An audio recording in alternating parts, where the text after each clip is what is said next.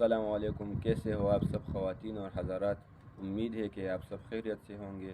آج ہم ایک اسلامک موضوع پر بات کریں گے، آئیے دیکھتے ہیں۔ ربیع بن انس رضی اللہ تعالی عنہ سے کسی شخص نے پوچھا کہ کیا ملک الموت تنہا روح قبض کر لیتا ہے؟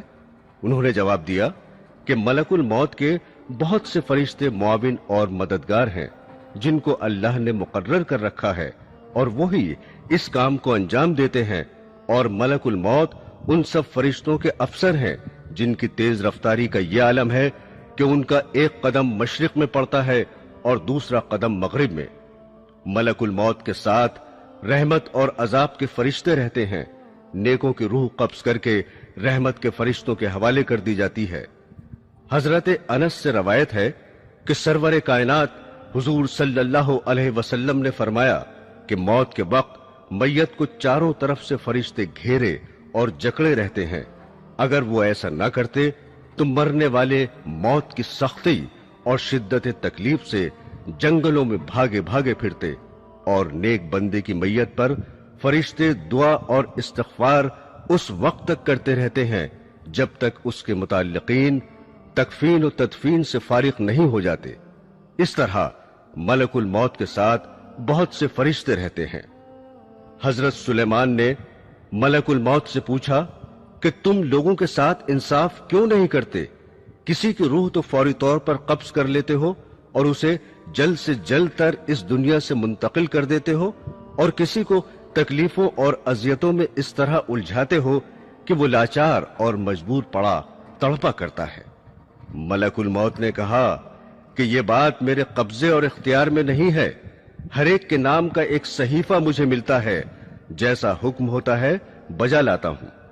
روایت ہے کہ شعبان کے مہینے میں ملک الموت کو ایک کاغذ دیا جاتا ہے، اس میں ان تمام لوگوں کے نام لکھے رہتے ہیں جن کی روح قبض کرنے اس سال ان کے ذمے ہوتا ہے، مگر دنیا کے لوگ اپنی آرائش اور آسائش کے کاموں میں مصروف رہتے ہیں۔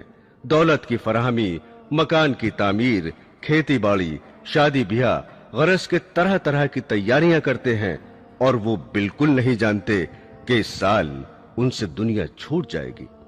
حالانکہ ان کا نام ملک الموت کے کاغذ میں تحریر ہوتا ہے، اور ملک الموت روزانہ ہر مکان میں 3 مرتبہ اس لیے جاتے ہیں کہ جس شخص کی مدت پوری ہو چکی ہے اس کی روح قبض کر لی جائے۔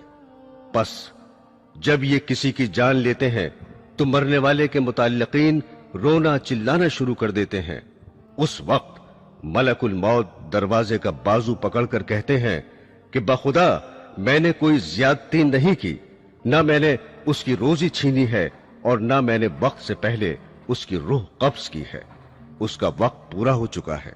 میں نے اللہ کے حکم کی تعمیل کی اور اپنا فرض ادا کیا۔ حضرات گرامی، جیسا کہ آپ کو علم ہوگا کہ موت کا ایک دن معین ہے۔ جی ہاں، انسان کہیں بھی ہو، کسی بھی حالت میں ہو، مقررہ وقت پر موت آ کے رہے گی۔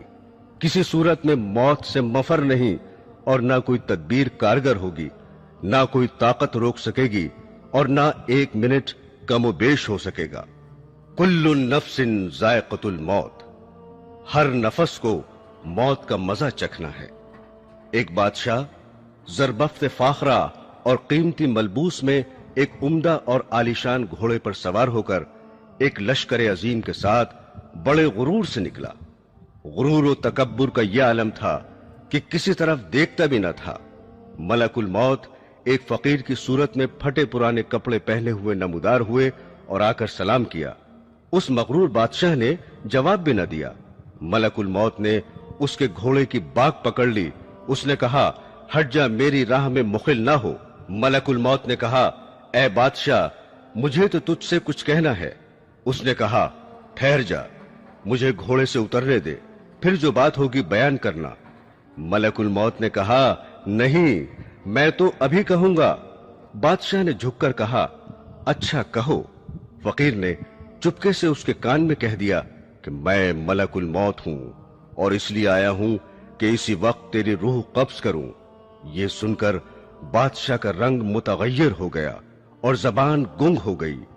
مشکل سے بولا کہ مجھے اتنی مہلت دو कि घर जाकर अपने फर्जंद से मिल लूं। कहा, हरगिज नहीं।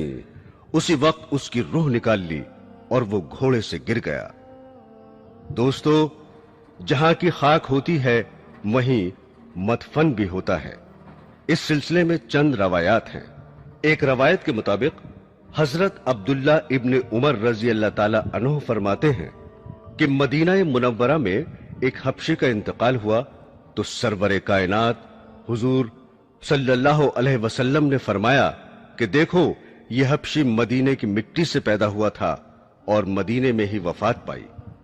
हजरत अब्दुल्ला इब्ने मसूद रजी अल्लाह ताला अन्हु कहते हैं कि औरत के रहम पर एक फरिश्ता इस काम के लिए मुकर्रर होता है कि वो इंसानी नुतफे के बारे में खुदा से पूछता है कि नुतफा तख्लीक के काबिल है या नहीं। अगर खुदा की तरफ से हुक्म मिलता है कि तख्लीक के काबिल है तो वो अल्लाह ताला से उसके रिस्क और उम्र की तफसील दरियाफ्त करता है। इरशाद बारी होता है कि लौहे महफूज में देखो। लौहे महफूज में तमाम तफसीलात देखने के बाद वो फरिश्ता उस जगह की थोड़ी मिट्टी जहां वो मरने के बाद दफन होगा उसके नुतफे मिलाकर खमीर करता है। हुजूर अकरम सल्लल्लाहु अलैहि वसल्लम ने फरमाया कि इंसान की तजहीज में जहां की खाक होती है वहां जाने की कुदरती तौर पर उसको जरूरत पेश होती है। एक रवायत है कि मलकुल मौत एक रोज हजरत सुलेमान अलैहिस्सलाम के पास गए। वहां उन्होंने उनके एक मसाहिब को तेज नजरों से इस तरह घूर कर देखा तो उसने हजरत से दरियाफ्त किया, ये शख्स कौन था जिसने मुझे इस तरह घूर कर देखा? उन्होंने फरमाया कि मलकुल मौत थे। उस मसाहिब ने कहा कि ऐसा मालूम होता है कि ये मेरी रूह कब्ज करेंगे। आप हवा को हुक्म दीजिए कि वो मुझे सरजमीन हिंद में पहुंचा दे ताकि मलकुल मौत यहां आए तो मुझे न देखें। हजरत सुलेमान ने हुक्म दिया और उस शख्स को हवा ने हिंदुस्तान पहुंचा दिया। फिर मलकुल मौत आए तो आपने पूछा कि तुमने मेरे मसाहिब को क्यों घूर कर देखा था? मलकुल मौत ने कहा कि हजरत, मुझे अल्लाह ताला की तरफ से हुक्म हुआ था कि इसी घड़ी हिंदुस्तान में उस शख्स की रूह कब्ज करूं। वो यहां आपके पास बैठा हुआ था। मैंने उसे देखकर सोचा कि ये हिंदुस्तान इतनी जल्दी कैसे पहुंचेगा, लेकिन जब मैं वहां गया तो उसे भी वहीं पाया और मैंने उसकी रूह कब्ज की। हजरात ग्रामी, बाज औकात ऐसा होता है कि इंसान की वफात कहीं होती है और किसी दूसरे मकाम पर दफन होता है, मगर जहां की मिट्टी होगी वहीं दफन होगा। मसलन इस दौर का एक मशहूर वाकया यही समझने के लिए काफी है कि रईसुल अहरार हजरत मौलाना मोहम्मद अली रहमतुल्लाह अलैह की वफात लंदन में वाक़ हुई और आप बैतुल मुक़द्दस में मदफून हुए। इसी तरह की बहुत सी मिसालें मिलेंगी। और जो लोग दरिया में बहा दिए जाते हैं या जला दिए जाते हैं, परवरदिगार आलम उनके मस्ख और बिखरे हुए जर्रात को जमा करने की कुदरत रखता है और मुमकिन है कि वो जर्रात जमीन के सुपुर्द कर दिए जाते हों। हजरात ग्रामी, जांकनी की तकलीफ और अजियत इंसान अपनी आंखों से देखता है कि मरने वाला कितनी सख्तियों में मुब्तला रहता है, फिर भी लोग गफलत में पड़े रहते हैं। अगर जरा भी समझ से काम लें तो यही उनकी इबरत के लिए काफी है। उलमाए रब्बानी इस बात पर मुत्तफिक हैं कि जांकनी से ज्यादा संगीन कोई दर्द नहीं है। अगर इंसान के जिस्म के टुकड़े कर दिए जाएं, फिर भी सकरात मौत की अजियत और तकलीफ के सामने हेच है। शद्दाद इब्ने ओस से रवायत है कि अगर कोई शख्स आरे से चीरा जाए या देग में बंद करके पकाया जाए, जांकनी में उससे भी ज्यादा तकलीफ होती है। एक और रवायत है कि किसी ने रसूल करीम सल्लल्लाहु अलैहि वसल्लम से सवाल किया कि सकरात मौत की तकलीफ कैसी होती है।